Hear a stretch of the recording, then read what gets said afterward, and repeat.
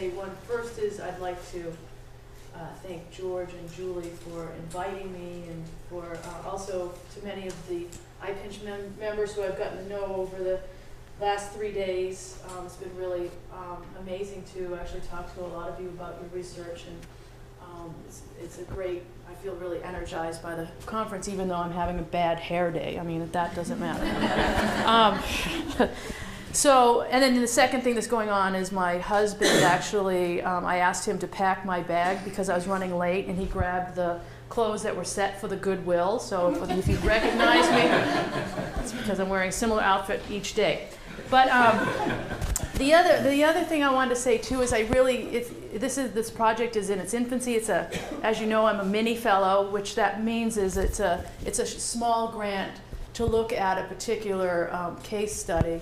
And I haven't actually sought permission yet with the Moriori over this particular case study, so everything's kind of in its infancy, and until I begin that process, I'm not even really going to be doing my research. But let me just put this on. So Julie and George actually contacted me back in May to look at a couple of their different case studies and to ask some questions around how I actually imagine my work.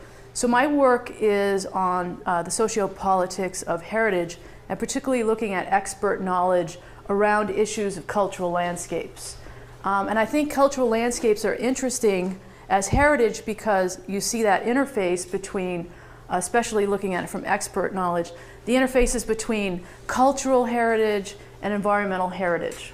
And oftentimes there's these like strict divisions imagined between these two types of heritages, when in fact there's really, depending on what perspective you're looking at it from, whether it's an environmental expert, a cultural heritage expert such as an archaeologist or a museum worker, or indigenous group or local community, each of these people, or each of these stakeholders actually has very different ideas.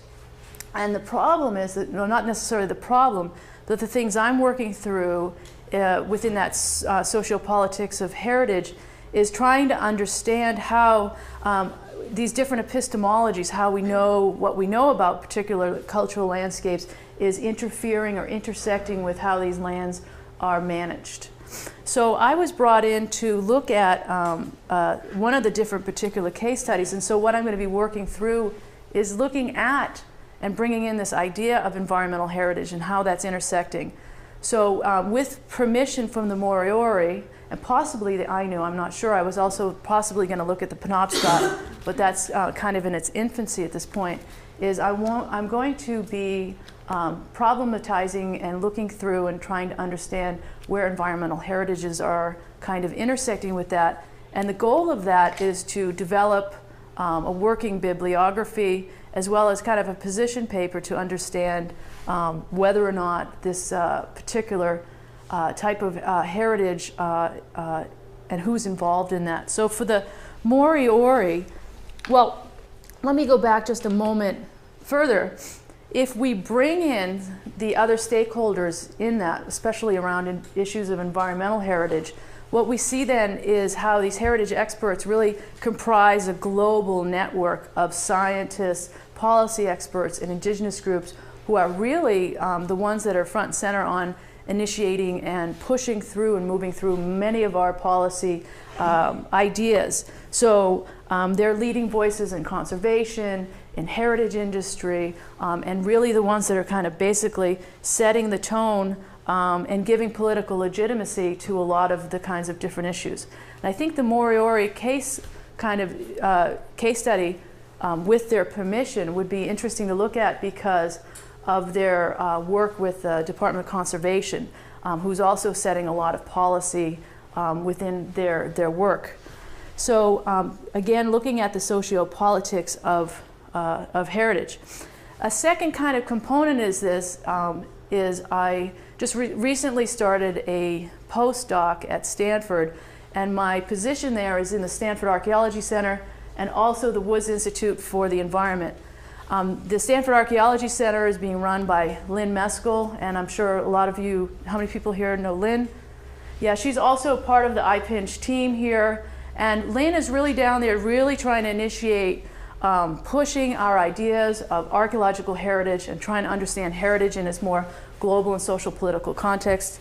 Some of the work that she does in Kruger National Park in South Africa really brings in a lot of those socio-political contexts, looking at issues of race, post-apartheid, and these other kinds of things that are intersecting.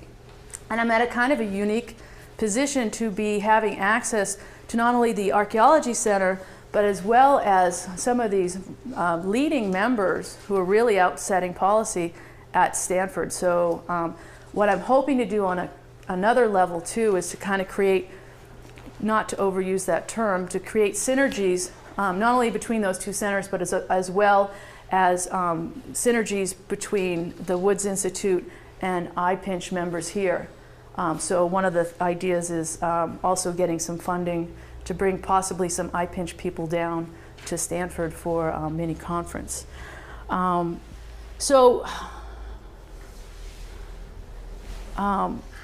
guess what I'll be doing, my final product is, remember it's only a mini fellowship, so it's a short-term project.